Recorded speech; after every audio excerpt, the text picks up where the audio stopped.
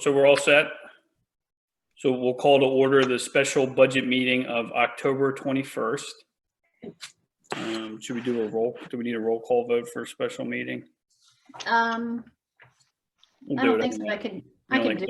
I can do one. All right. So call to order. Bonnie Benz. Here. Aaron Broman. Here. Zach Williard. Here. Richard Guerin. Here. Alyssa Packer. Here. Carl Schultz. Here. Okay, we're all here. Okay, great. Well, so real quick before we do public comment, so, we're going to go through the budget tonight.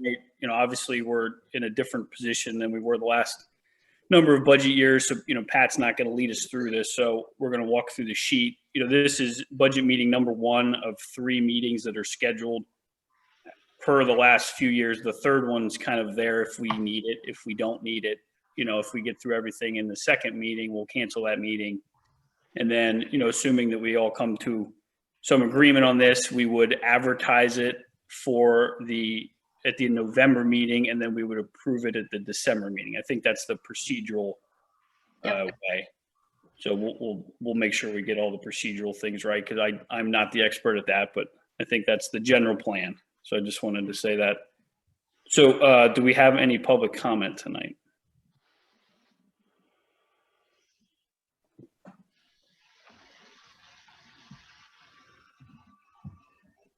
And I guess before public comment, I know we got an agenda up very late and it was short, and again, we're shorthanded here, so bear with us. Is there any public comment? Jennifer Huber has one, so I'm going to lower her hand and unmute her. Good evening, everyone. I was just curious. I know the draft fund balance policy was discussed back in August and then discussed again in September. And I understand the staffing issue, et cetera, but given the prior discussion, there's yet to be a draft policy for the public's review that's been made available on the website. That's right, Jennifer. That's a little bit my fault. The only document we had was a draft in the Word version, and I couldn't get it into a PDF quick enough to get it out for you today. So when we finish our meeting today, when council has more comments on it and we can update the draft, we'll turn it into a PDF and we'll post it for you. So the draft will be made available, but there will be no vote tonight? There won't be. No, there's no vote tonight. Okay, thank you very much. No, this is actually the first time I think we've discussed it as a full board. So it's been a finance committee topic and kind of just been fun. So tonight's kind of the first time we're going to really talk about it. Any other hands, Julie? Anything else? Okay. All right, so I'm going to share my screen. Do we see an Excel file with the bright highlighter yellow obnoxious color? Okay. Yes. Minimize you guys. All right, so I picked this page to start. So this is Pat's worksheet. So, we've had a number of finance committee meetings where we went through this worksheet kind of in detail. Pat left us in pretty good shape here as far as, the working document. Now, the way we decided to leave this was, I'm sure your eyes are all down here where it says negative 620,000. That's the current deficit in the proposed 2021 budget. Okay, so I wanted to start with this page. All of the past years that I've been here, which has only been the last 3, and then before that, we've typically passed balanced budgets. I think the goal is still to do that this year, but we wanted to make the point that right now we're looking at about a $600,000 deficit. We want to highlight a couple of the things that are making that up, because some of them are hopefully one-time problems related to COVID and related to some other things going on. So the plan is to kind of walk through, the different tabs. We'll kind of get to how we got to this $600,000 deficit. We're going to try to do all this between now and 8:30. Okay, maybe we'll go slightly longer than that, but hopefully not. So let's give it a shot here. Zach, just so I know what I should be thinking while we're going through this, is our goal then, as we're going through this, to be thinking of how we can cut that deficit in the process of budgeting this year? Well, I think there's going to be a little bit of a problem with that. So that part of what I want to highlight, the COVID related and the kind of 1 and 2 time items make up most of that deficit. And then I think that, there is going to be a discussion kind of needed going forward that, I think with, increases in salaries and things like that, there's going to be some point here where we might need to either figure out how to bring in some new revenue, fund the deficit with additional revenue, or make some cuts. With the cut, Pat went through with all the different department heads. There was some kind of cuts made this year. There was some increases. So again, we'll hit on that. I don't think, Alyssa, for tonight's purposes, we're not trying to go line by line to cut a lot of things. I just want to kind of go through and point out how we got here. I mean, I think the answer for this year is going to end up being, that we're going to need to use some reserves to have a balanced budget this year. That's not something that you can do for very long, and we're positioned well to do that. The borough has ample reserves, and we're going to talk about that too in the fund balance discussion. So I think we can get through the 2021 budget with the use of some one-time reserves. And I think that, we discussed that while you don't want to do that in the long term, it's not responsible to balance budgets with cash reserves for very long, given the circumstances this year, that is an okay use and it is still a responsible use of cash. So that was a long-winded answer, but is that helpful? Is that okay, Alyssa? Yeah, okay. Well, All right, and so- Zach, Yes. we're talking about general fund now, but another aspect of balancing the budget or looking at that is to look at the other parts as well, capital being a significant contributor, right? That is, we can't do it all based on general fund. Well, the capital budget, I mean, that's kind of a different fund. We went through all those projects in August and kind of came up with what we wanted to fund in there. I mean, we can take money out of that. Is that what you're referring to, Carl? Right. I mean, I'm not suggesting we do that. I'm just saying we're looking at one piece of the overall picture tonight. Right. Yeah, that's correct. Yep. Okay. Yeah. Okay. So I'm on the general fund revenue tab, and all of you have this Excel sheet because Pat did send this to us, a week or two ago. But so the first main driver of why we have a $600,000 deficit is in his projections for real estate taxes. Okay. He was put in $100,000 less than what was in the 2020 budget. Okay. That's supposed to be a conservative number based on what, COVID is bringing upon, towns and boroughs across the country and the state. Now, year to date today, we're like on track to bring in all the money. So this $100,000 less is hopefully a conservative number, and that maybe doesn't come to fruition next year. But that's the first piece of that $600,000 deficit. Okay. And then the second piece, which is the largest piece, is the EIT, the earned income tax. That brings in a lot for the borough. Again, he shrunk it by 15%, which is a $217,000 number. And right here, I just wanted to double check it was 15% versus what was in our budget, the last few years. Okay. Now, EIT year to date, which is this column here, again, it is coming in as of October 1st. We were at about 1.15 million. It is coming in on budget again. So it looks like maybe the 15% could be, very conservative. And it turns out next year, maybe we come in right on, right at this $1.45 million number again, in which case that would totally erase that part of the deficit. But the thought was, as we went through these meetings in finance committee, that we wanted to be conservative and, be prepared for COVID to kind of be around and last for a little while. Okay. So those two right there, I mean, that makes up $317,000 of the $600,000 deficit.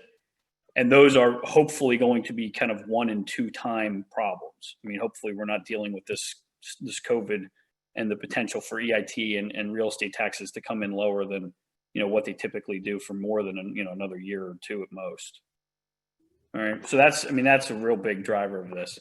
So any questions on that? Any thoughts? Now, some other revenues that are coming in short: cable franchise fees. Pat also assumed that we were going to be about $20,000 less there.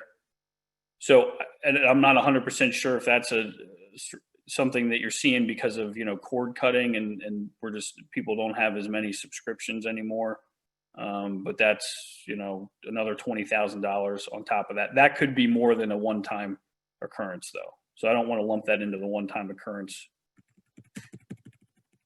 And then this is another fairly large one. So interest earnings. So we did have a line item for interest earnings the last 2 years because the short-term rates that we were earning on our cash were pretty high. And then back in March, the Fed cut rates to about 0. Centric Bank is still giving us a decent interest rate at the moment. And I think Pat had talked to them about trying to lock in, or he was trying to get them to agree to give us some fixed rate kind of through next year to help with our budgeting process. And as far as I know, that was successful. I think, that's something we're going to have to check into, but he did cut the interest earning revenue line in half too. So that's another 42.5. Okay. And as we scroll down the revenues, I think that might've been it. Oh, here's one more, reimbursement insurance. I'm not 100% positive what this line item is. We would need Pat or somebody else to tell us that. I think is that the healthcare reimbursement that we get from Benecon? Does anybody know? Oh, sorry. Can you hear me? Is that the healthcare? Yeah, no, I heard you, Lee. If you're sorry. asking me, I don't know. I mean, it sounds like it could be, but I'm not 100%. Yes, that's the money that we receive twice a year from Benecon, and that's based on prior years. So it's based on how many claims that the borough has against what we send them as a premium. In the following year, they reimburse us for the difference. Okay. So that's where that comes from. So there's a reason. The 175 he has budgeted for is going to be based on this year's claims. Okay. Okay. So I mean, that's a good number. And I guess that number probably, it looks like that changes kind of annually based on, as Ray said, kind of a formula almost. So. Yeah. Okay, good. Okay. So that's that. Yep. So under the departmental earnings, for what we've received as of 10/1, under the crossing guards 362.1, it says 38,000 plus. And then in the miscellaneous revenues under crossing guards, it has 0, but approved for 25,000. I'm just confused about the money on the crossing guards. There is also a crossing guards listing in the police department as well. And the reason I'm pointing these things out is Pat mentioned allocating money, about $20,000 into 2021's budget for a park patrol, safety patrol in after school and weekend hours. And I'm just trying to find that money, but these amounts are all over the place from my point of view, just because I don't know the logic behind it. Does anybody have any insight on that? Or I just wanted to point these things out. I don't think they add up in the end, but there's 3 different line items in 2 different funds for crossing guards. And I think we need to sort that out a little bit. All right. Well, forgive me. I'm going to take my notes right on this Excel sheet. So. Sure, yeah. I'm not sure, when we did the CIP budget, we did not talk about the park patrol or whatever. So I don't know if that was supposed to be like a one-time thing that was in the CIP or if that was. I don't think he put it in yet. Because Okay. Aaron, didn't you just discuss that at a public safety meeting recently? I don't think we ever I'm not discussed sure it in that the we meeting. ever got to discuss it. I believe Pat told, maybe Chief Margison could chime in. I think he told Chief as well as myself that he was putting $20,000 in. and it could be under crossing guards for a safety officer for 2021. Like for an intern or something even, right? Chief? Yeah, you know, yeah, not a patrolman, not a police officer. It would be safety parks Right. specific. But he said he allocated it for the 2021 budget. I can't find it, so I assume it's not there. But then all these numbers are all over the board because I was looking. So I'm just curious how it all fleshes out in the end. You're right. I thought Pat was putting this in the budget. Of course, we're just looking at the revenues right now, and the 25,000 revenue under crossing guards down in the bottom category would be, I'm assuming, the school district reimbursement for 50% of the crossing guard expense, which that was an agreement that we entered into with the school district. We would run the program. The cost would be split 50-50. The proposed budget amount for that, I think, is 51,000 in the police budget. That's for crossing guards only. And I too could not find an expenditure item anyplace in the police budget. We didn't have it in there, or the Parks and Rec budget for the park security officer. And I didn't know if, Aaron, that whole issue or concept might be something you would like to discuss a little bit more in depth at tomorrow's Public Safety Committee meeting regarding, it's a new program, a new expenditure. And you might want to have the committee discuss the feasibility of that. And I know, Chief, to your point, none of the finance meetings did we ever talk about that, because he would have told us if there was a new line item for 20 grand, we would have talked about that. So, Right. Yeah. Okay. And Chief, I do want to talk about it. I also want to talk about it in Parks and Rec to see their perspective as well. But thank you, Zach, about the previous discussion on it. So, okay, then we're looking for something that's not there. So again, so on revenues, so we're short 425,000. That's what makes up, a majority of the $600,000 deficit. Okay. And then of that 425, 317,000 of that is hopefully going to be a one-time problem, 1 or 2 time problem. So I think that's an important point. Because I'm an optimist, I'll highlight that we're on track for both of those, the 5% and 15%. So that 317, that may be a one-time problem, maybe no problem at all. Maybe it's a 0. We want it to be a 0. Yeah. Yeah. Yep. No, good point. All right. So then on the general governmental tab, okay, so now we're in expenses, right? So those are all the revenues that's how we pay for the general fund budget. Here are the expenses. So I was trying to make the point to just highlight the ones that are changing, okay, to keep things moving. So when you look at most of these, they're about the same salaries. We're a little bit different here. As we scroll down, there's not a whole lot of change. The operating changed by $2,000 versus last year. The big time one on this page is we have a new line item for special legal. Okay, $100,000. That's for the ongoing Chick-fil-A litigation, or whatever you want to call it. So we added in this $100,000. So again, hoping that doesn't last forever. That's a kind of a 1 or a 2-year problem. Now, I will say, and we wrote this in that memo regarding the fund balance, to date, we've spent $250,000, I think, as of October 1st on special legal fees for this year versus a $50,000 budget item. So, that's an expensive line item. But again, that's another $100,000 of our deficit. Okay. Do you think that 100,000 is too low? Could be. I don't know the answer to that.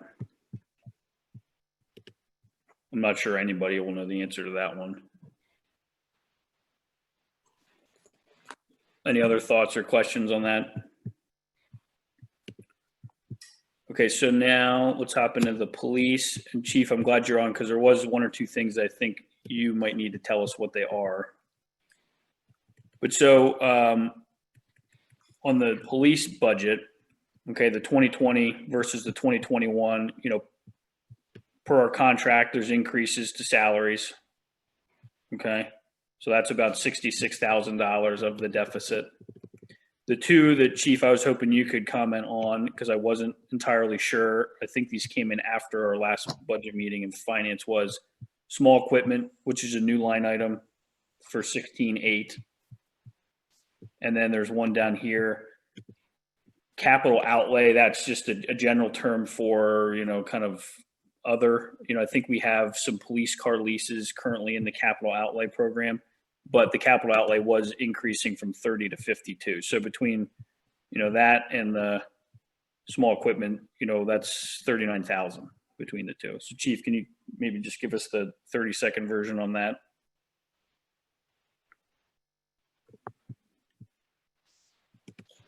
You'll have to unmute.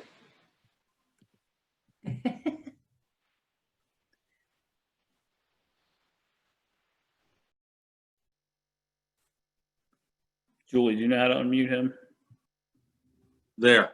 Oh, there we go. Okay, I'm sorry. No problem. There's my 30 seconds. I'm sorry, Zach. No, the capital is for we have $30,000 per year for vehicle leases. That's been kind of a standard amount for a few years. The addition to that, which puts it up to, I think you said 52, is for the body cameras, the in-car and body cameras, and the license plate reader program were all 5-year leases on those programs. So that's where the additional capital expenditures are from.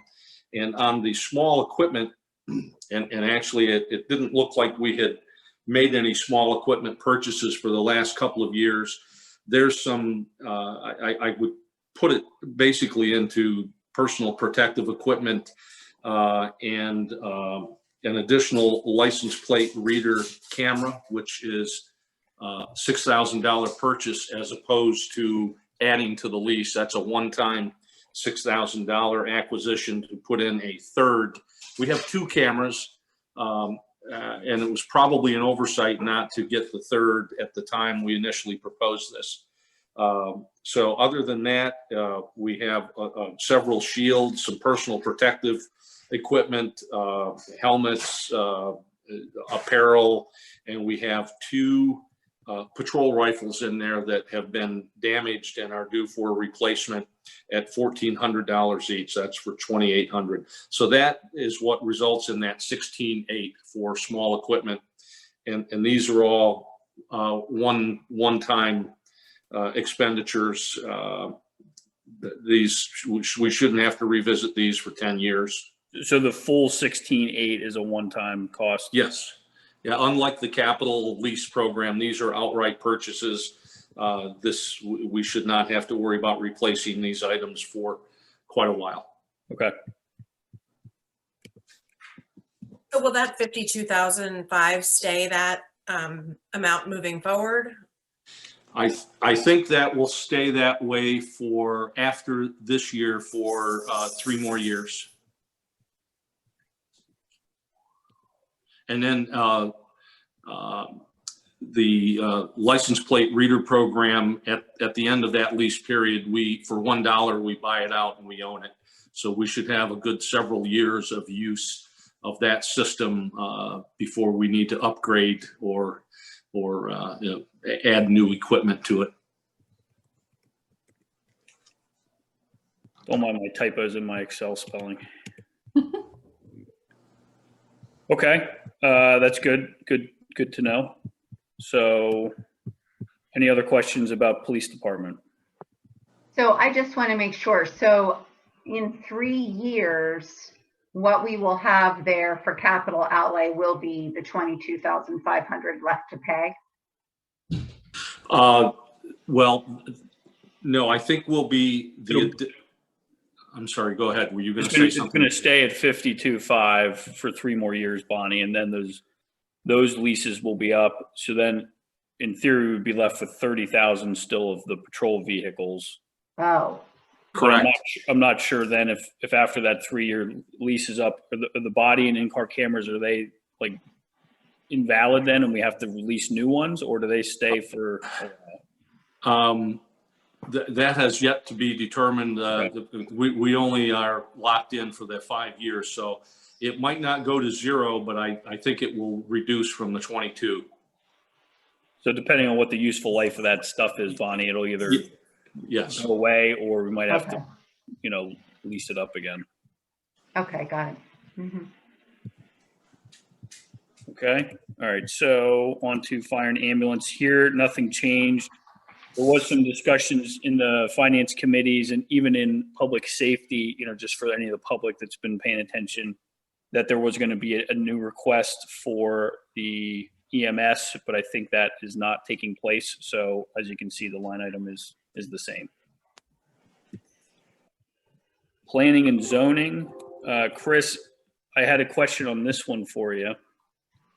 So Pat had briefly mentioned something about, the part-time codes enforcement hours are going to go down, but we're going to replace that with somebody who's going to help administratively or someone who's going to Yeah. do tasks. There was some very brief discussion on that, and to be quite honest with you, a lot of paperwork has increased twofold, especially with the COVID and thing that's going on now. To be quite honest with you, I may have come up with another solution there. I plan on meeting with Frank tomorrow. We're meeting at 10 o'clock to iron some wrinkles out. I have no problem giving you my ideas this evening if you'd like to hear them. Well, maybe, But Chris, do you want to talk to Frank first before we hear it? I don't know, Lee, what do you think? Yeah, why don't you guys finalize it and then we can talk about it next Wednesday's meeting. I think that's appropriate. sounds Thank good. you. Anybody else have a thought there? Rich, I saw you unmuted yourself. No, I was just gonna say the same thing. The question is what budget number, not necessarily how it gets expended. So it's a good idea for him to meet with Frank first and bring it back. I agree. Okay. But so that, that line item had increased by 16,000, right? But then down here, and this was my other question, Pat had decreased inspection services quite a bit, Chris. So Yeah, the net effect, on the budget was actually that we were, the codes, planning and zoning is actually coming in under budget versus last year. correct. Go I ahead. think he was projecting that. There wasn't a whole lot of discussion with me on that, but he was projecting revenue loss due to the COVID is where that was going. So the only thing I can tell you is there was some significant loss during COVID when nobody was able to do anything. But then obviously last month we bounced back with almost $8.5 million worth of construction. I don't know that trend's going to continue. It's all over the board right now. Every municipality is facing the same thing. But this is you're reducing your inspection services expense. This is an expense line item, yeah. Not Yeah, a revenue. and I'm not sure why we had $50,000 in inspection services when we mandate that when you pick your permit up, you prepay the third party for inspection services. There are very few times that the borough is required to send out the third party for an opinion. Oh, Would that be a typo? yeah, I was just going to say that. I wonder if it's a typo. I'm pulling up the 18 budget real quick. Maybe he just had an extra zero in there. Because 2019 was 5,000. Right. Yeah. Correct. I'm not seeing where the 50,000 number is coming from, other than Yeah. 'cause that's an awful lot of Chris asking for third party confirmation inspections. That's for And sure. Chris, how much have you used this year? It says zero. I believe actually we've had 2 times where we've had the third party go out and we recovered those funds. And we've used, bear with me. Yeah, we've used 0 to date because we recovered the funds immediately.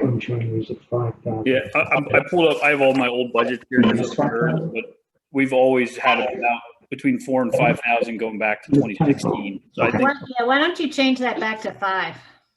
Yeah. that's a whole lot of me requesting You would be very busy. reconfirmation there, guys. That's, yeah, that's, it's a lot of Q&A. Okay, well, that just saved Yeah, us we- $45,000. So good job, Chris.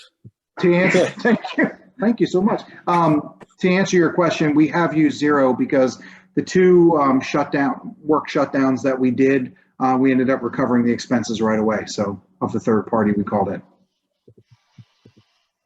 Perfect. All right. All right. Glad you're on. So, What was, That the- sounds sorry, good. did I miss the $10,000?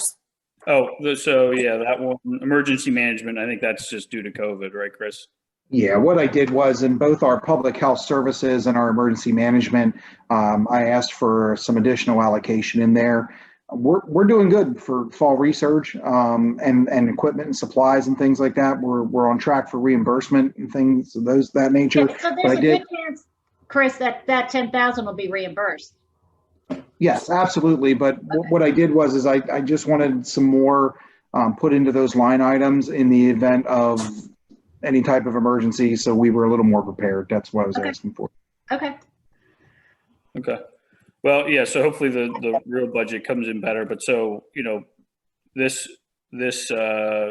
planning and zoning is up 30,000. Okay. So that's another piece of the deficit. Public Works, there wasn't any real big changes here.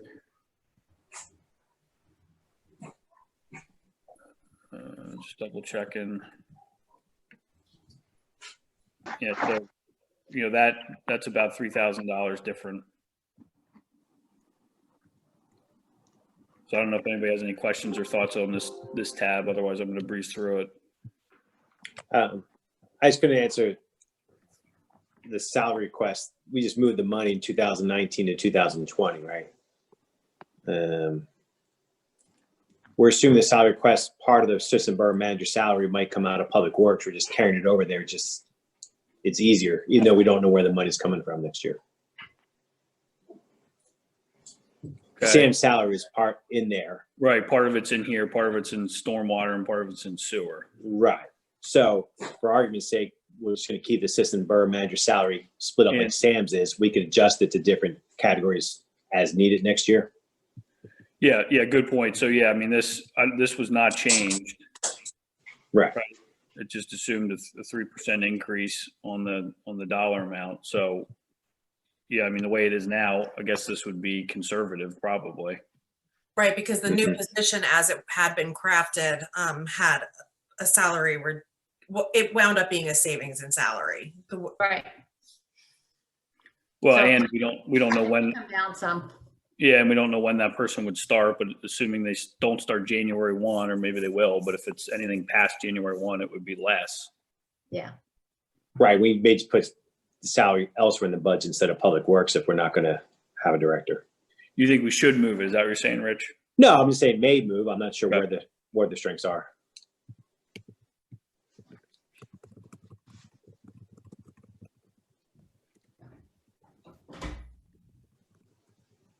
Okay.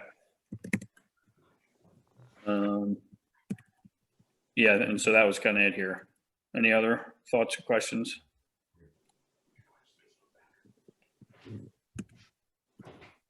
Parks and Rec, I don't believe Audrey's on. Is that No, right? she's on vacation. Okay. Just gonna scroll through my faces. She So, is, but I am her representative tonight, and I know that her and Pat had talked about planning her budget for 2021 as if it were, say, 2019, Right. in a way, hoping that we can get back to some sort of reality. yeah, so you're right, Aaron. We definitely talked about that a couple times in finance. This assumes a full year of camps and all the wonderful stuff that Audrey does. There was reductions. The main reduction that we talked about was this line item, and I forgot to mark this one, but shade tree and tree maintenance. So Yep. typically we had about 15,000. We looked like going back a number of years. In 2019, we did up that to 35. to take care of something, you know, it doesn't look like we spent all the money. So, And I think this year there were some pretty major issues with the trees in Siebert particularly that There needed were. trimmed and whatnot. So there was more expense than typical. So to dial it back makes sense for oncoming years until we need to maybe get more aggressive again. There's also, you'll notice, some deductions in supplies, which represents the fact that we bought supplies ahead of time for this year. We can use those for next year, so we won't have to buy them again. And the equipment replacement, that's typically much higher and now down to zero. Does anyone know what that represents? So it's my understanding that we are in Parks and Rec, we are just going to dial it back for next year. Sorry.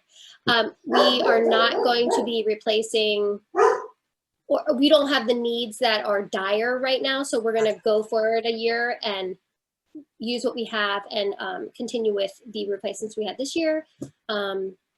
So. That's smart. Yeah. And the pool repairs are elsewhere if we need to do some. I think That's they're in under their, pool. yeah, they're in their own world. Okay. And I believe, well, we'll get there. yeah, I mean, I think that's in the pool's budget. And then Yeah. some of those we've allocated in the CIP the last 2 or 3 years too. Yeah.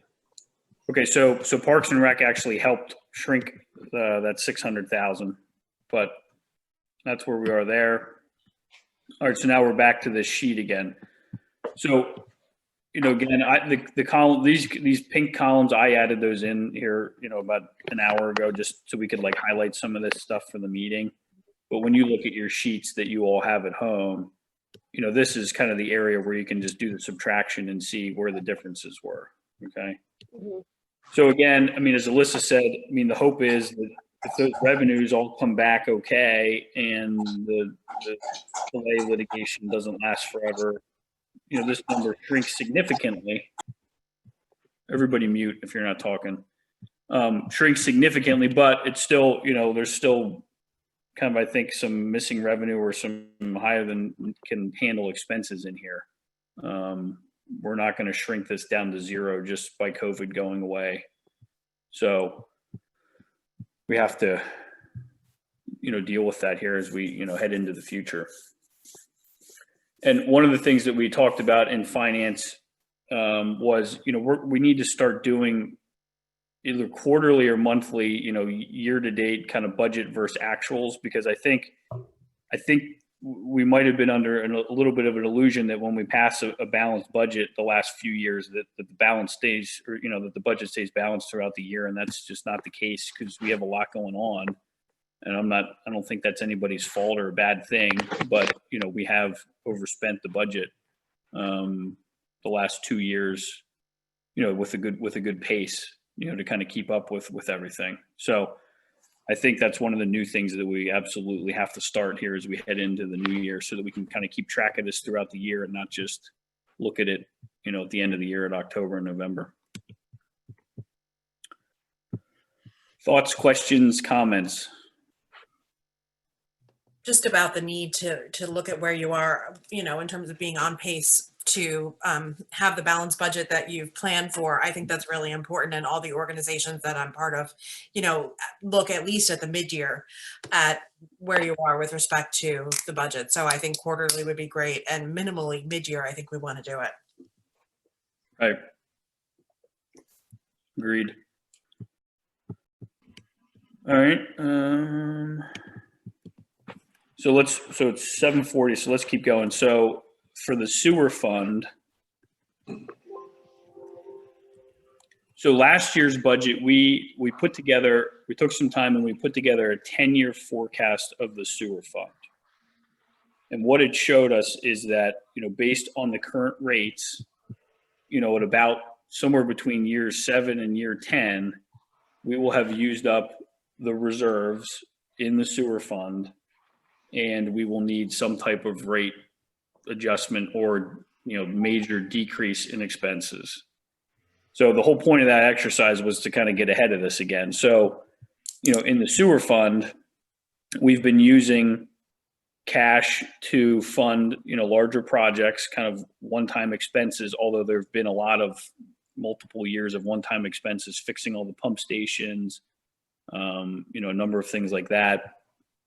So at some point, and maybe this is something for Public Works or Finance to kind of get more into, I mean, we're going to have to figure out what the plan is for the sewer fund, in kind of the next, 1 to 3 to 5 years, because right now we're using cash every year to kind of get us through. Okay, the rates, the revenues that come in based on the rates are not sufficient to pay the operating budget. Zach, Yep. I was just going to say, where this includes a $350,000 fund transfer from the borough general fund to the sewer in the revenue, or no? No, so you're thinking of stormwater, Okay, sorry. and that's actually a good point. I didn't mention that. Sorry about that. Okay. No, it's okay. I know Pat mentioned that last week. So real quick, let's just take a step back. So as part of the stormwater, initiative, there is a $350,000 transfer from the general fund to the stormwater authority. Now, to be clear, it's not that $350,000 transfer is because we put $350,000 of expenses that used to be allocated in the general fund. They're now in the stormwater fund, or they're in the stormwater authority. So in order to offset those, we talked about taking the $350,000 that's freed up by moving those expenses that now goes to the stormwater authority. In other words, the stormwater authority is going to pay the borough back all those expenses as they occur. Yeah, it's another way to say it, right? Yeah. Right. So it's money in, money out. Right. So the net effect to the borough is zero. But that's still an important, line item here that we have. If you were to change that, if you were to say, change that to zero, it would free up $350,000 in the general fund. It would take away $350,000 from stormwater. Stormwater would then have to increase, rates in order to make up that $350,000. So just keep that in mind. If you ever think, well, that's an easy way to free up money, it is, but our borough taxpayers are going to pay for it one way or another. Yeah, Right. and just since I've already confused sewer and stormwater and gotten us onto this topic in the first place, I want to point out that it was zero in whatever year is column C, because it was elsewhere, because we weren't making the transfer to stormwater then, and we were just paying it elsewhere in the budget, right? Correct. Yeah. So again, the net effect on the borough's budget is zero. This was just kind of moving money around. All right, so back to sewer. So yeah, so there's no transfer into the sewer fund from the general fund.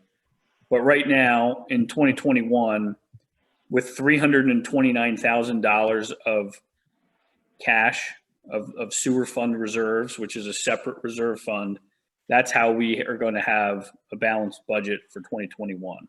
Okay. So we bring in 3.2 million. Basically, that's the main revenue driver, okay, from the ratepayers. And then the expenses, it's you have kind of operating, you got salaries and things like that. The operating expenses, and then there's two major expense line items in the sewer fund. So you have the payment to Hampton Township, all right, which is $1.6 million. And then you have your debt service line item, which is for 2021, it's going to be $980,000. We did lower that significantly this year because we refinanced the sewer debt and we saved 1.9 million over the next 20 years. So that savings is spread out. So every year we save, it was like 70 or 80,000, I think was the total number. But so those are the two drivers of the expense of the sewer fund. Okay. And then as part of our contract to Hampton, and somebody jump in because I don't know exactly what it is, but I think we have to have collection system improvements. These are kind of like the improvements that we do every year, the capital outlay section. But we have to have, I think, at least $300,000 or $250,000 budgeted each year for collection system improvements. I think you're right. Does that sound right? Yes. So That that's, sounds good. so that's part of the contract. So we're doing that. Okay. This $150,000 for the pump station improvements, that is, I think that is specifically engineering costs because we have one pump station left to fix.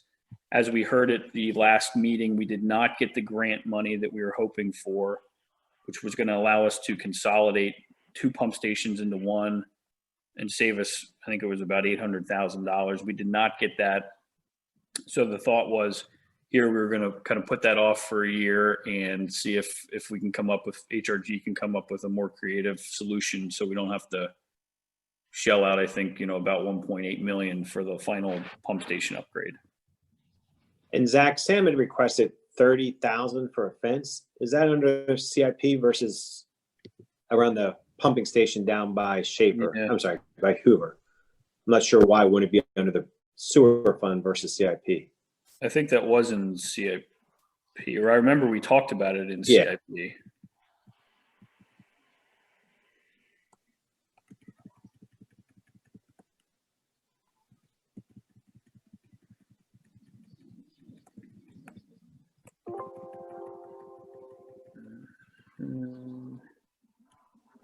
Don't know. We'll have to go back and look. Okay. But yeah, I do remember talking about that. I just want to make sure we do it. It would make sense to take it out of the sewer fund versus CIP.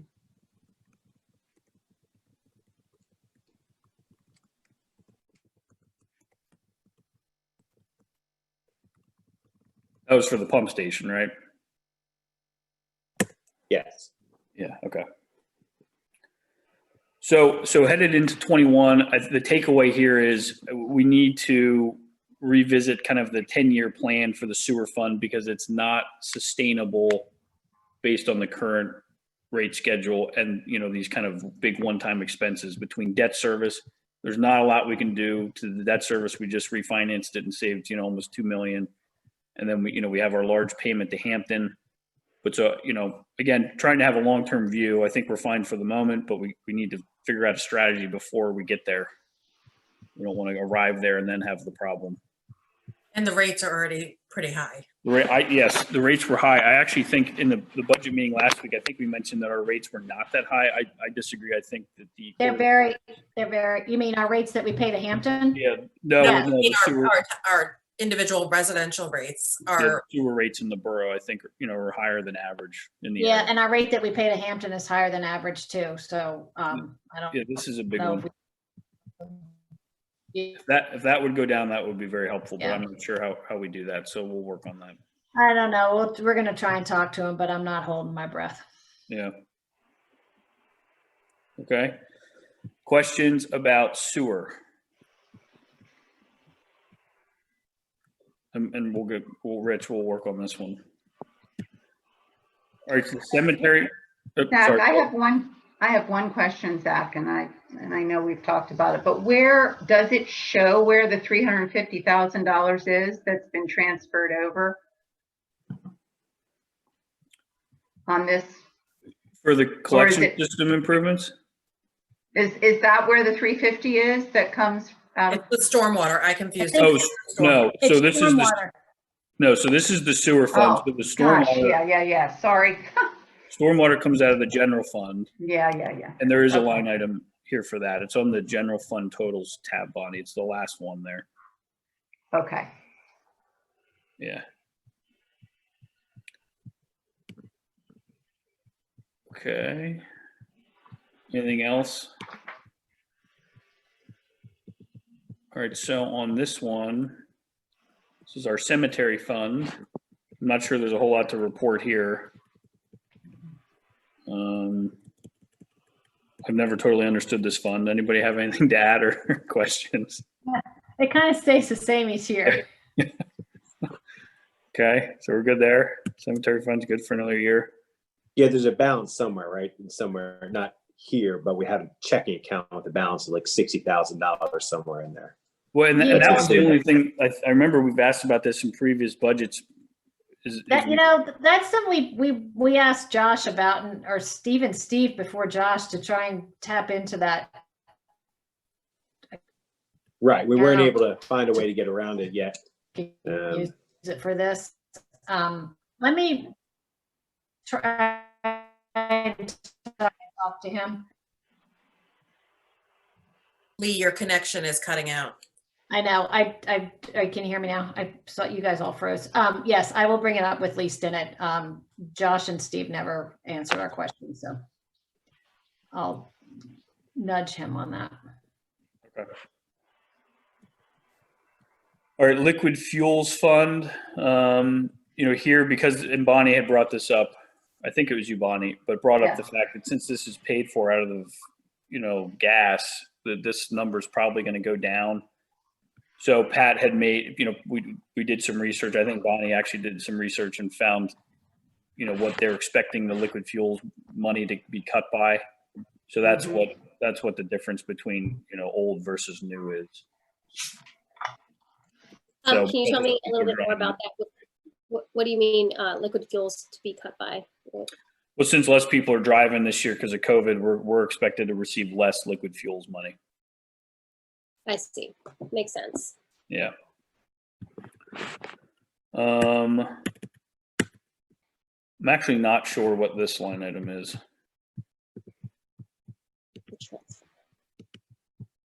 Does anyone know what that is? I don't, I'm sorry. Okay. We'll work on that one. Okay.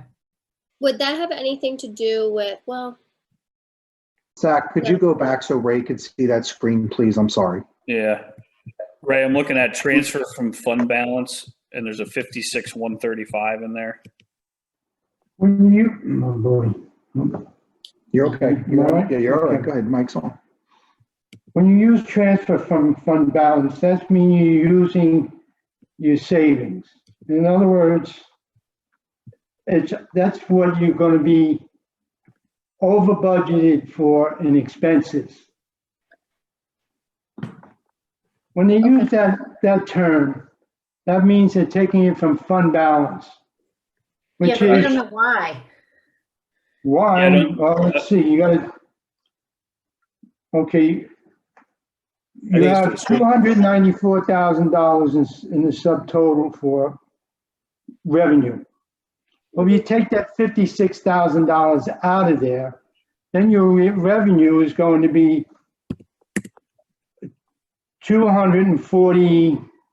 $240,000. Yep, And then 238. your expenses is $294, which will give you $56,000 overpayment of expenses.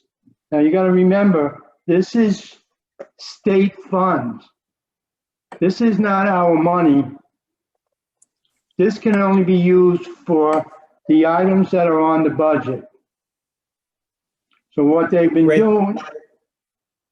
doing is they're spending more money in 2021 than they're receiving, but we already received that money from the state. There's no money from the borough. The borough never puts any money into this account. It's strictly from the state. Right.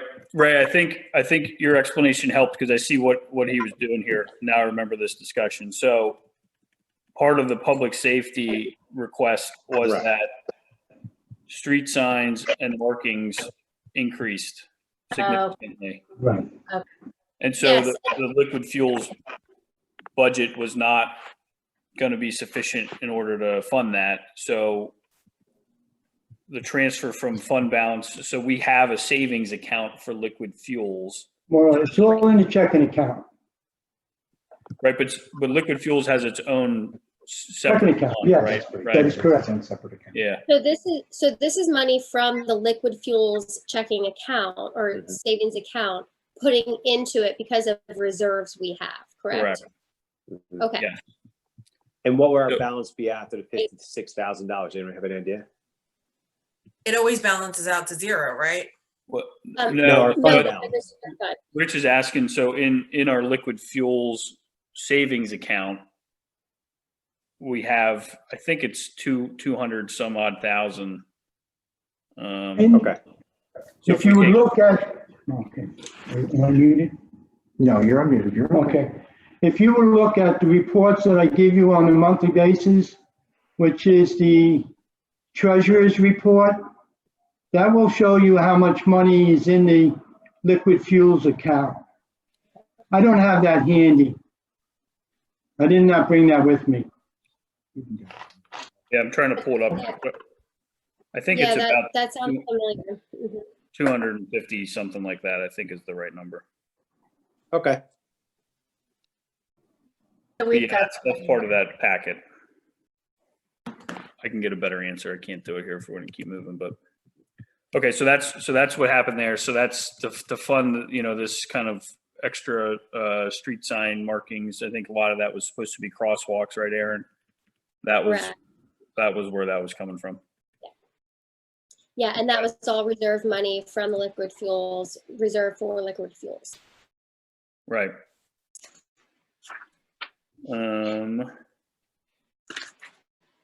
Here, I found my packet quick so I can tell you the answer.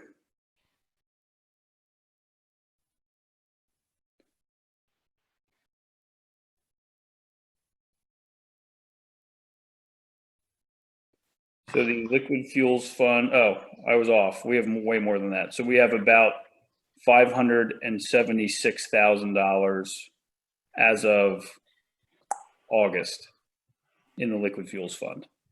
So are we required to put liquid fuels money into that account and use it only for certain purposes? Yes.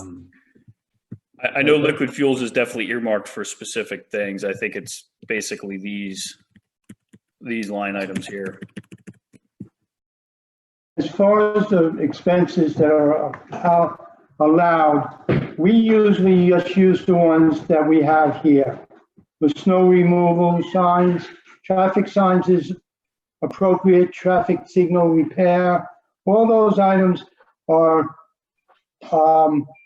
expenses that we are allowed to spend by, from the state. The state tells us what we can spend the money on, and we spend it appropriately. do we So use this- liquid this fuels related- money for paving? Part of paving, we can do that. I put some money in there for street repairs, Repairs, okay. right? Repairs when they go out and fill up potholes and stuff like that. That will fall in the highway materials, Okay, 438, things like that. okay, thanks. We do not use it for paving though currently, but I think we could if we ever wanted to, Lee. Yeah, that That's was, correct. I thought we did use it for paving, so, I think most communities use their liquid fuels to pave, that's how they fund like their road paving projects. yeah, that's what I thought we were doing, so, I guess Mhm. we've been using just We were general. always paying the paving projects out of the capital improvements. That's what the $1.2 million we send to capital, the improvement fund, that's what that is supposed to be used for. Right. But now we use a lot of other items in the capital improvement. Yeah, no, Okay. to be clear, I wasn't criticizing how we're doing it. I was just. Oh, saying, right. Yeah. We Now- can Well, take some of that payment out of the liquid fuels. That's good I to don't see know. that there will be a problem with that because it's paving. Right, okay. Yeah, and this relates to the fund balance policy discussion. That strikes me as a pretty large reserve, given what we're spending the money on. Also, I don't recall discussing this with Zach or Pat, but for the streetscape project, since a lot of that is this type of activity, it's possible that funds could come from liquid fuels for that. that's an interesting thought. Yeah, Yeah, like street lighting and right. signs. I was going to ask a question, I guess, similar about this. So $500,000 reserve here, what is the benefit to having that liquid fuels reserve, that much of a reserve in liquid fuels, since it's basically a guaranteed source of, it's guaranteed to be replenished each year to some degree. And why do we need to kick in that 56,000 if we have a 500,000 from the general fund, if we have a 500,000? What? No, Unless the money's coming from the liquid. it's a good question, but I think it's coming from the liquid fuels reserve, not from Yes. general fund. Oh, okay. Yeah. Okay, so then I guess my only question is, like along with Carl, is that an excessive amount to have in our liquid fuels reserve? And can we use some of it for paving and for perhaps aspects of the streetscape? Well, this might be a good, when we transition here to the fund balance discussion, this might be a good topic. Mhm. I think there's two questions. Can we use the liquid fuels for the streetscape? Yeah, that's a great question. And then let's talk about the paving part here in just a minute. So then, are we good on liquid fuels? Sorry, I didn't mean to cut you off, Alyssa, but I think that'll be a good segue. Yep. So on the swimming pool, the plan kind of similar to Parks and Rec, the way Pat was budgeting, which we talked about, was to keep things, hoping that life goes back to normal for the 2021 request. Okay, so that's where we are. It's the same. He did point out in that meeting last week on his kind of overview that the net loss that we took in the pool this year was 44,000, which is actually better than I think we were anticipating, between 60 and 70. So believe it or not, that was a win. But when we talked about opening the pool, we knew it was going to be a cost this year. Typically our pool runs fairly balanced, which is unusual. Most communities lose money on the pool. Ours doesn't, but this year it did. And just to touch on the topic that Rich brought up, I don't see it in the pool fund, so maybe it is in the Park and Recs, but we did replace a large part of the pool or the slide and did some pool repairs this year that were covered under this year's budget that do not reflect in next year's budget because they were one and done for several years now. Yeah, so 452, 252, there's a $20,000 line item there for maintenance and repairs. I think, Aaron, I don't remember that specific project, but I think in the past we did have 1 or 2 years where the CIP funded a larger repair. Does that ring a bell? Yeah, we've got trouble with the bottom of the pool. We've got to every year. We've got to fix it. Right. It's until we decide to suck it up and redo the whole pool, we just have to do this maintenance. Okay. Thoughts, questions, comments? So the next tab is stormwater. We're not going to talk about that because now we have this separate authority that does that. But I mean, from a borough and from a general fund standpoint, we already hit on the highlight, which is you moved 350,000 of expenses over, and then in order to pay for those expenses, we moved $350,000 of general fund revenue over. So, and then the last tab is the capital fund, in which we kind of already had a couple meetings. We lined up the projects that we all prioritized. So I think, unless we want to reopen that, I think for the moment we're good there. I'd like to move to the fund balance discussion unless there's any other questions. I just had a quick one on the capital fund. What is the sale or reimbursement of commodity sidewalk? Actually, that's a good point, because that is a new addition to this model, like in the last week or two, that we did not discuss in the CIP. So, and Carl, maybe you can help us here. But so I think the thought is if we're, so just the quick recap. So the main project for next year that's in the budget is the streetscape. Okay. And we had talked about how are we going to fund the streetscape. We're estimating it to be about 1.8 million cost. That was going to be funded through an $800,000 grant, which we already have in hand. We've applied for the same grant again. I think We're not expecting to get that, or we shouldn't expect to get it, but we're certainly going to try. So assuming that we don't get it, how are we paying for the rest of the streetscape plan? Pat had talked about borrowing a loan for about $1 million. Okay. And that would fund the streetscape project. So then in 2022, as a revenue coming in, and Carl, here's where you can jump in, but I think that some of this money is going to be reimbursed back to the borough, and Carl, take it from there. Right. So sidewalk repairs to damaged sidewalks along the streetscape area would be part of the project. If we had loads of money, we would just go do it and pay for it, but we don't have loads of money. So just as we will require property owners of residential properties to pay for fixing their sidewalks, we expect to do the same with the property owners of the retail and commercial properties along Market Street.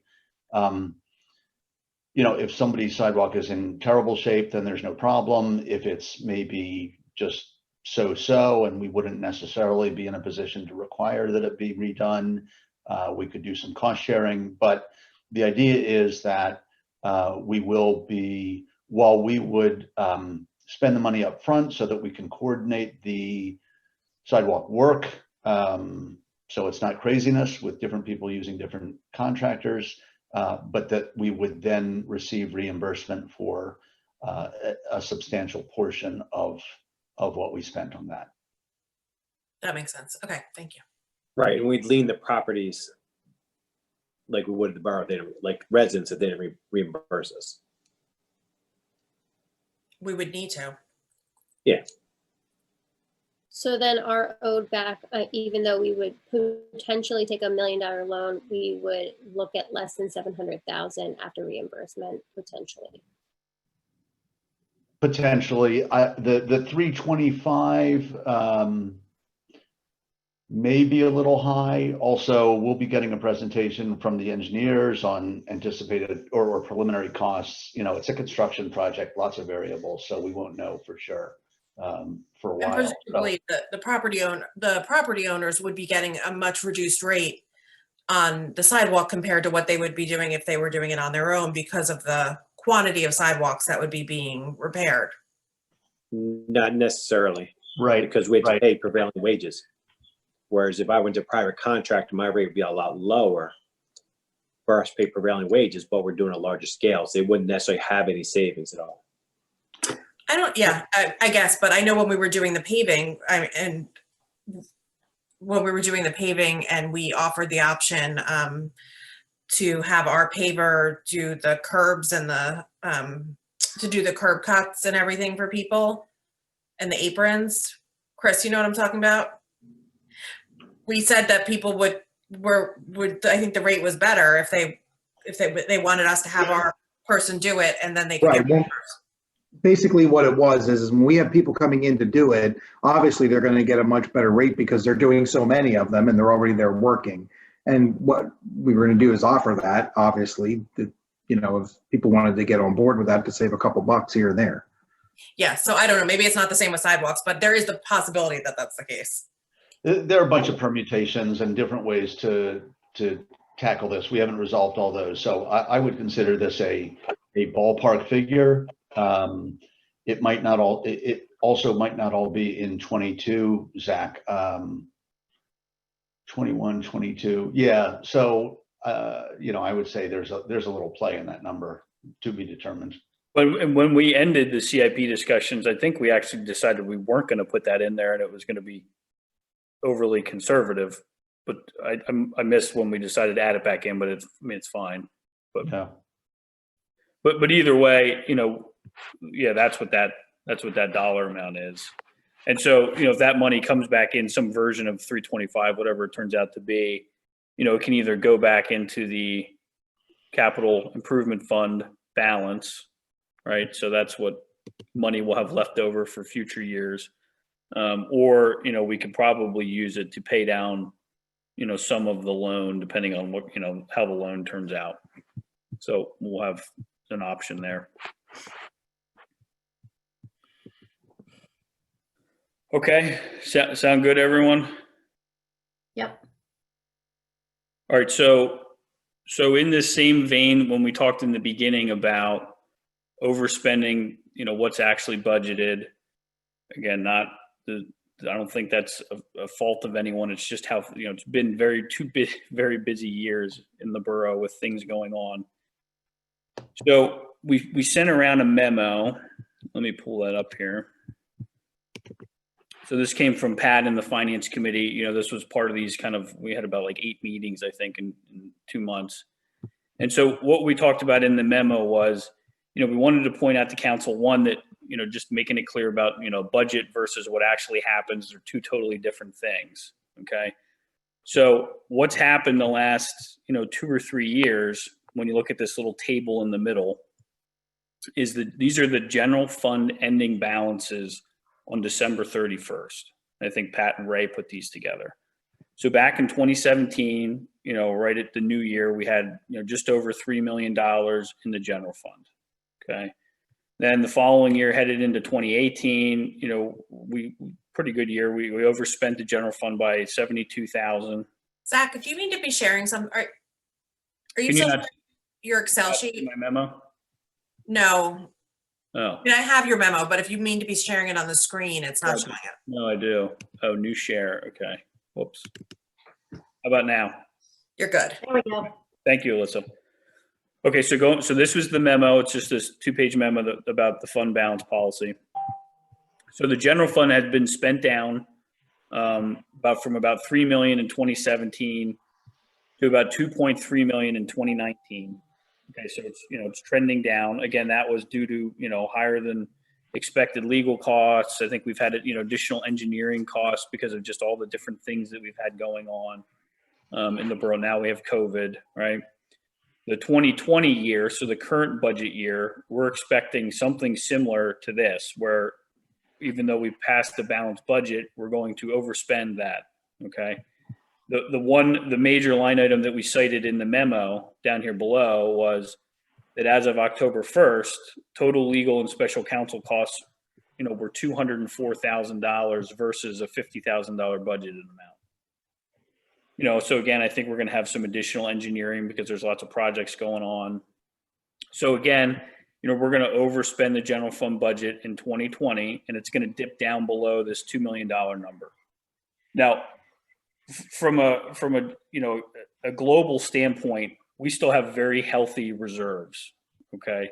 But we've had a couple, 2 or 3 years now where we're spending that money down. So what we talked about in finance was creating a specific reserve fund that would be separate from, what we refer to as our general fund checking account, and putting money in that reserve. Okay.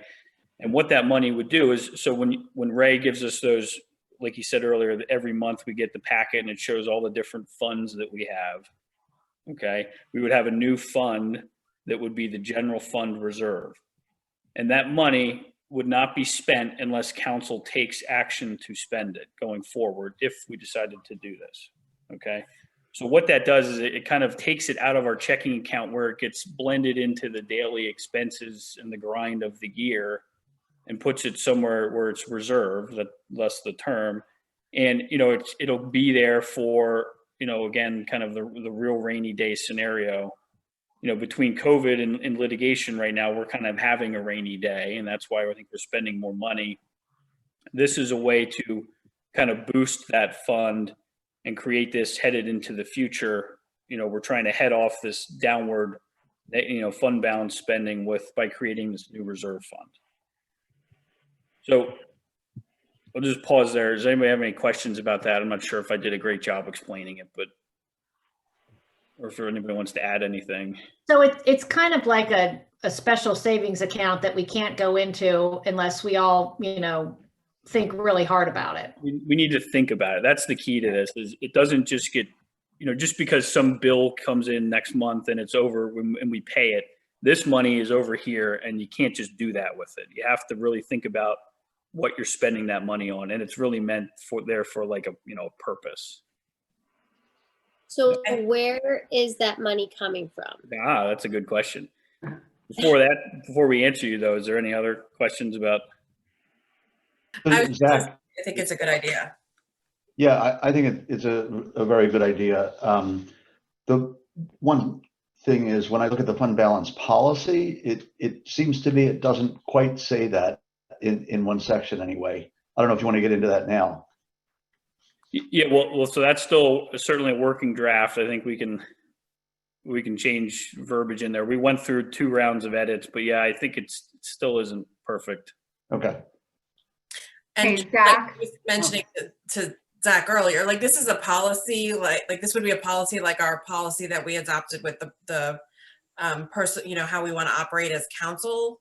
Like it's up to us to adhere to this. This is not like a legally that's my understanding, right? This is not like any kind of legally binding document.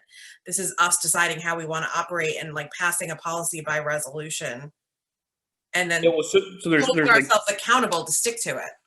yeah, there's kind of two points there. One, it's like, do we want to create this fund? That's the first question. And then the second question is, what does our policy say about what level of funding is it at?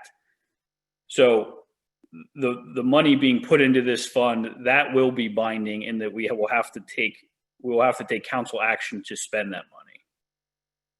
As to what level it's at, so I think in the memo it says, you know, to try to fund it somewhere between 18 and 25% of our revenue.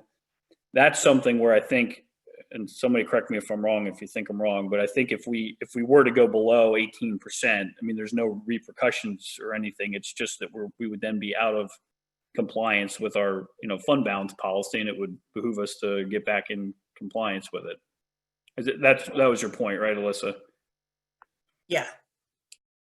Zach, wasn't the other thing that we talked about the fact that if we do have a reserve fund, like a reserve balance that we do not access, that any time that we go, you know, and we do seek out loans, it gives our borough a much better rating. Is that correct? Yeah, so right now the borough has a very high credit rating, a AA2. And when you read that rating report, which I think you all got back when we did the refinancings earlier this year, I mean, they talk about how wonderful our cash reserves are. That's one of the reasons why we were able to refinance all that debt and save 1.9 million is because we had a stellar credit rating. And so, you know, we will have a little bit of a track record of spending that money down. So if we were to go out again for some type of debt, you know, they're going to look at that. And if we create a separate reserve and we have a fund balance policy, both of those are going to be, you know, good check marks that we're going to be, you know, we're good stewards of our money and we're really thinking about this. So yeah, Bonnie, you're absolutely right.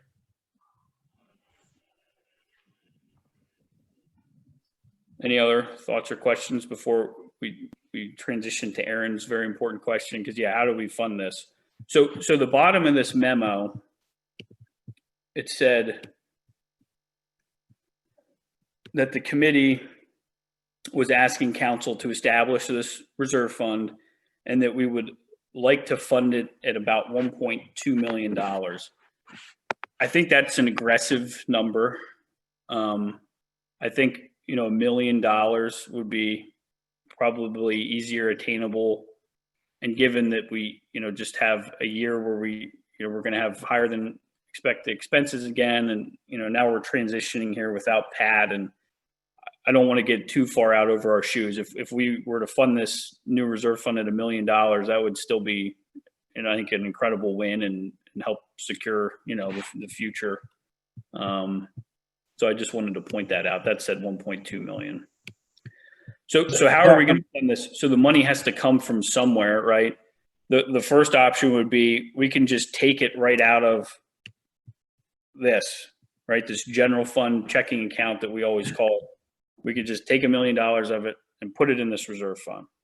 Now, the reason that's a little scary is, you know, when you go through the course of the year, and Ray probably knows this more than anybody, you know, based on the bills that come in and the revenue that comes in, I mean, there's situations where you could have a cash flow problem if this balance ever got too low, because it's not a perfect science where the borough gets, revenue in every month and it pays for the expenses every month. It's things come in and go out at totally different times. So keeping a good, cash balance in our checking account is important so we don't overdraft it if you just kind of think about your personal stuff, right?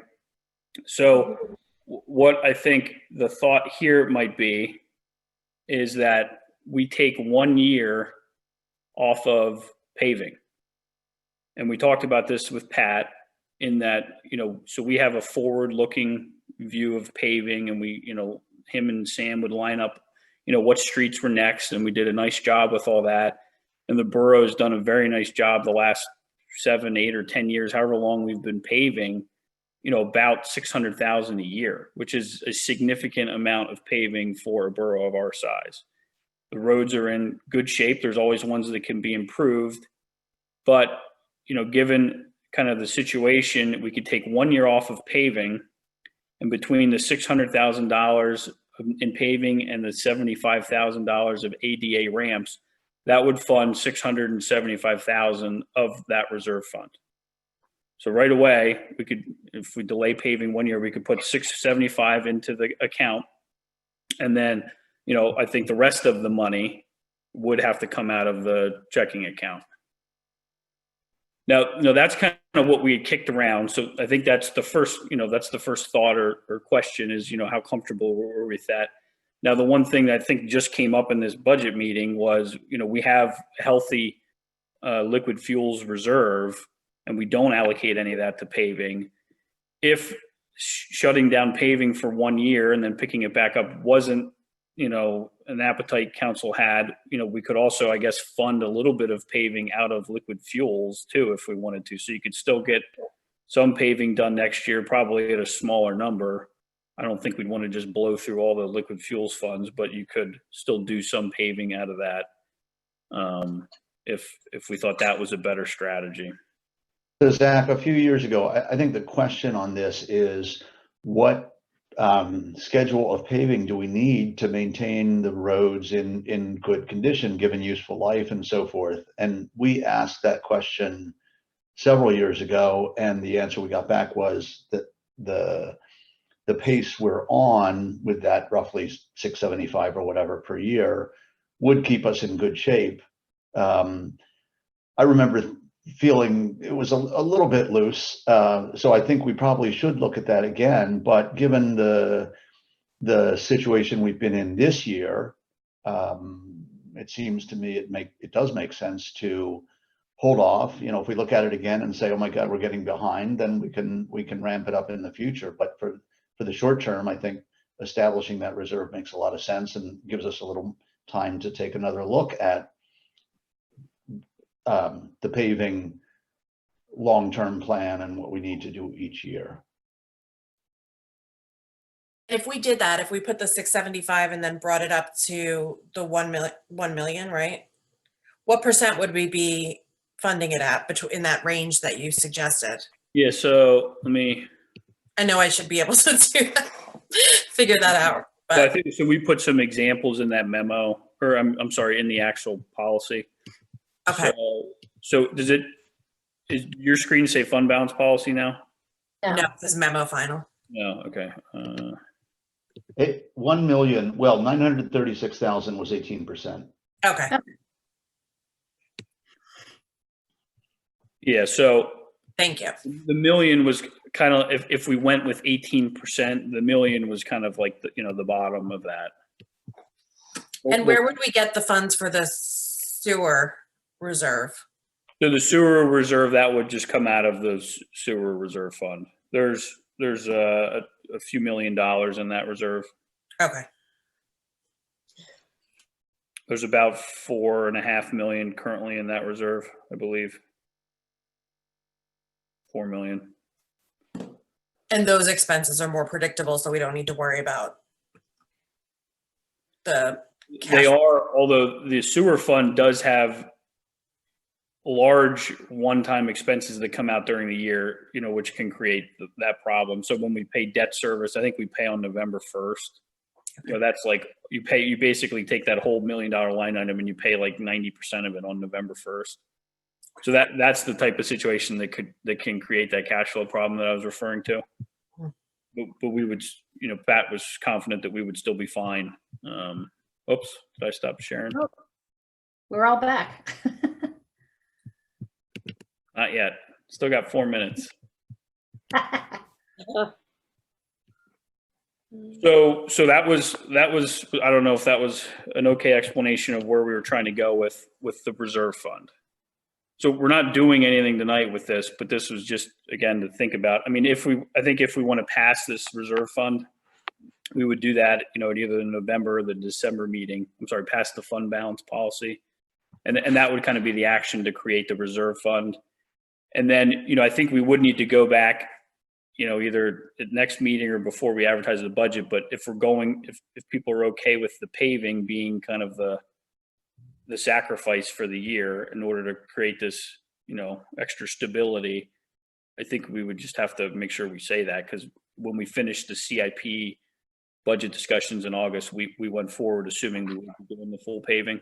So we'd have to just make a motion or something to have it, we're going to stop that for 1 year. Yeah, we can get that motion written, at least, and it can help us write that. I think we'd want to just make sure that we repair any damaged, severely damaged roads, that we continue moving ahead with like pothole repair and everything. Obviously, that's different than the paving schedule, right? Right. Right. And Ray pointed out earlier that in the liquid fuels, we have, is it highway materials? Yeah, highway materials. That's not very big. But it was Is more. it possible that we not be so aggressive and we can fund this balance, like the fund balance, over a longer period of time? Yeah, that's an option. I mean, we can do that. It just makes me a little nervous thinking we're taking all of the paving funding. Well, and remember, the money's not disappearing. We're not spending $1 million. We're just putting it in a really tight savings account. So it's Right, still there. but yeah, It's still on. it just makes me nervous thinking we're not spending the paving, any of the paving, and then we're also taking liquid fuels and putting it into that at the same time. That's my only hesitation, but just something to think on. So We're not The putting challenge liquid fuels into it. Mhm. We're just, what's that? we're not putting any liquid fuels money into it. The liquid fuels money is our backup if we've got to do extra paving, because say there's a street that really needs it next year. Yeah, Right. the remainder, if we were to use $1 million number, the remainder would come out of the general fund. Okay, Not liquid. I misheard then. Thank you. And the challenge, Aaron, is paving. We do $300,000 in paving each next 2 years. $300,000 actually doesn't get us much at all. The savings come in doing a long stretch of road at once. Well, I understand. I just, I had thought you said take the liquid fuels and the paving. And I thought, well, what the hell do we have left? So we have the liquid fuels left. Thank you. I think maybe the part that I didn't say right was, and we hadn't talked about this previously, but it kind of occurred when we were talking about liquid fuels. If we still wanted to try to, if there was some street that was on next year's list that we did want to still try to pave, that we could take 200,000 or whatever the number is out of the liquid fuels budget. But it was told to us that the streets that were on next year's list did not necessarily need to be paved next year. The waiting 1 year would not in any way cause any problems. I look at this kind of like, what a lot of places are doing at work with the computer replacement cycle because of the financial strains of COVID, right? Like you replace your computers every 5 years, maybe, depends on your business, but and to save money, you're going to go to every 6 years. So like with the roads, we're just pushing one set of roads kind of back another, giving an extra year to that cycle for one set. Yeah, and just to say it again, I mean, we are not in a problem right now. If we don't do this, nothing bad is going to happen next year. But the point of this is to get ahead of a problem that could come in 2023 or 2024 or whenever that problem wants to come. And to make sure that we keep our rating, our Moody's rating, really Yeah, strong. yeah, it's helpful for that too. Yeah. Hey, Zach, if I can give some perspective from across the river. Sure. Hi, Frank. Hi. on this very topic, and I mentioned this to Zach the other day, we purposely in Susquehanna Township decided not to pursue a paving policy. Every year we had done paving, and we have 110 miles of road, 220 miles of lane miles throughout the township. And so each year we spend about 5 to 7% of our budget on paving from general fund and liquid fuels. We were gearing up to get ready for our stormwater management program. And we decided that a lot of the problems with the roads were actually, a portion were problems with inlets as well, the culverts and that sort of thing. And because the roads also convey water. And so that's part of the stormwater management program. So we purposely decided not to do any road paving in the township for 3 years so that we could build up liquid fuels, and so that when the stormwater management fee kicked in, which it did last July, just like it did in Camp Hill, that we were able to appropriately appropriate some of that road expense to where it belonged, and in this case, the stormwater management fee. So instead, a long way of saying, instead of using general fund dollars, we tried to track it as much as we can to the actual cost centers, stormwater management and liquid fuels expense. So we built up, a couple $1 million in the liquid fuel side, and we're also looking at revenues from the stormwater management. So that's just our philosophy of operating. Thank you. Great perspective. Thanks, Frank. Okay, it is 8:32. Nobody's asleep, at least the screens that are on. You want to have public comments, see if anyone's awake and wants to make a comment? Well, before we do that, so I guess, again, we don't need anything tonight, so we'll be back in 2 weeks to continue the discussion. 2 Hey, weeks. Zach, One week. Sorry, back One next. week. Yeah. Yes. question. Now on the capital improvement fund, did you want to talk about the fact that the bottom did reflect a certain percentage of loan, impacting our debt service Yeah, that's at good. the bottom? Did you talk about that? No, I didn't. Yeah, good idea. All right, so real quick. So the $1 million loan that we were talking about, we don't know what that's going to be yet, because we have to work through the specifics of the streetscape, right? So maybe we only need 900,000, maybe we really need 1.1 million, we don't know. But so the $1 million was the placeholder. Down at the bottom, you can all see my screen, right? Right. Yes. So down at the bottom is where we pay for our debt service, which is the borrowed money for the general fund is paid for out of the CIP fund. Okay, so there's a line item down here that says debt service. So before, the debt service was 309,000. We also refinanced that. We saved I think 20,000 annually on that. And that's for the stadium project from back in 2015, and it's from the park projects and the compost facility that we just completed. So that's what makes up the 309. So then what Pat did was we had a discussion in finance where we talked about different borrowing options for $1 million, borrowing it longer or shorter, all that impacts the payments. And what's plugged in here was the most conservative number, which was about $125,000 a year. That was supposed to be conservative. So this would fund the $1 million loan based on, is what this jump in from 309 to 434 is. And then so that'll be in here. And then as we fine tune all this, and if we actually go borrow the money, then later this year, or next year, when we do that, we'll figure out what the real dollars are, but it should come in, at or below is the hope, what we have budgeted. How's that, Bonnie? Yeah, and what's in it for, I thought we were paying more at a shorter term is the way that we had set this up. Well, we haven't done any, we have to decide that. So that'll be a decision council will have to make, when we get ready to borrow. Full council will talk about what Sure. But I mean, when you say conservative, that's what the idea was that we were actually paying more so that the term was shorter. Shorter, right.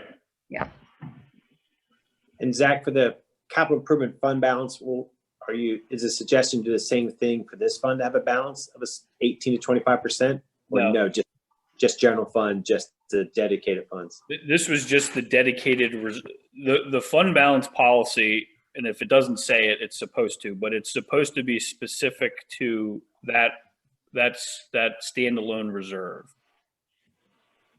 So the CIP fund can be more or less the general fund checking and the sewer fund checking. Those can all be whatever they are.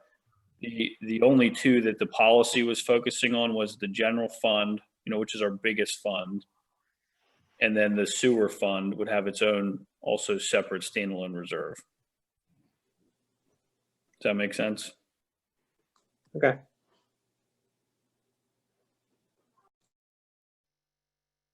I mean, we can make the policy, it can fit all of the different, funds that we have if we want.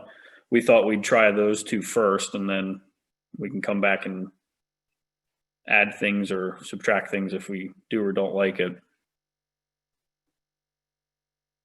Those are the big ones to start with. I'm just looking at this now, and that trash can replacement, was that not where we had decided to put in money?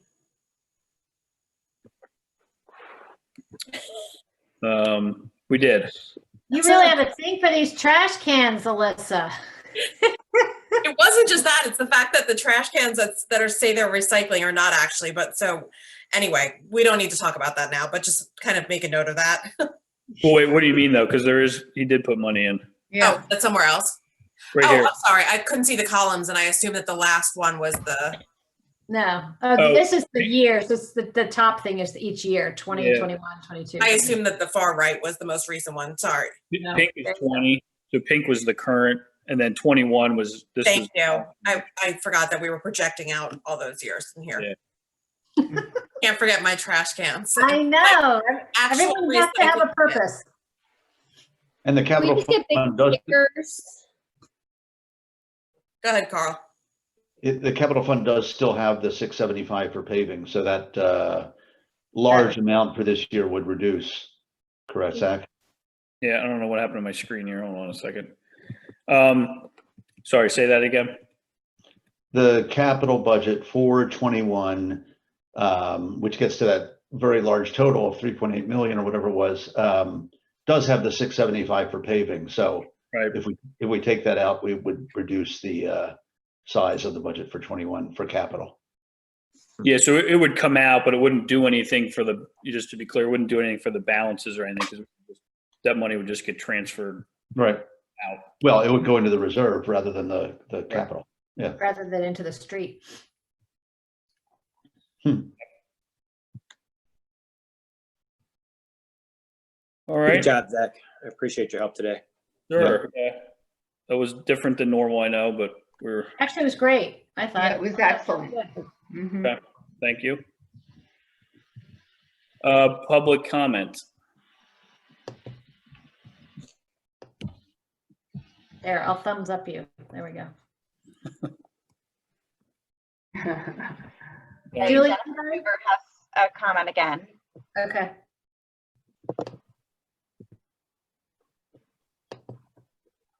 No, I just want to echo, thank you, Zach, for the explanation and the calm, thorough explanation, as opposed to what has seemed to be a rushing through of the budget at times and very fast. So I do appreciate that. One suggestion and just one question, and maybe not to be answered right now, but when and the next time and when it's presented or advertised, can you include a percentage or dollar increase year over year or a change column? So that residents can see that as opposed to calculating it on their own. That would be helpful. And then regarding the fund balance policy, I guess we're talking about an unassigned fund balance, but I am curious, and I'm only familiar with it in the context of school districts who are limited in raising taxes depending upon how much they have in their fund balance. So is there some limit or some amount that the borough would be capped at before they could actually raise taxes?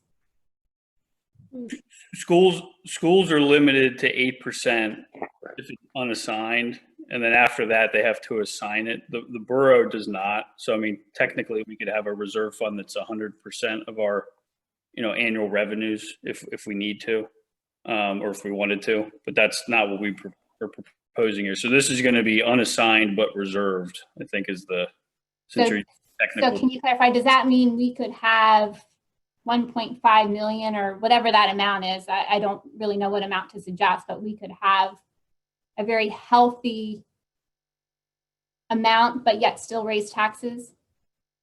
Yeah, that's correct.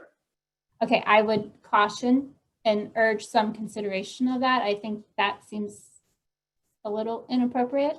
Well, to be clear, you're saying a scary word, raise taxes. That's not what we're planning to do. No, and I totally agree. I totally get that. But if we're setting aside a fund balance to use in rainy days and to avoid tax increases possibly, but it sounds like there'd be no limitation on how much we could spend, that's concerning to me as a resident.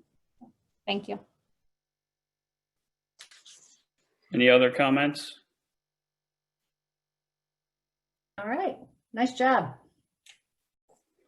Okay, great. 8:42.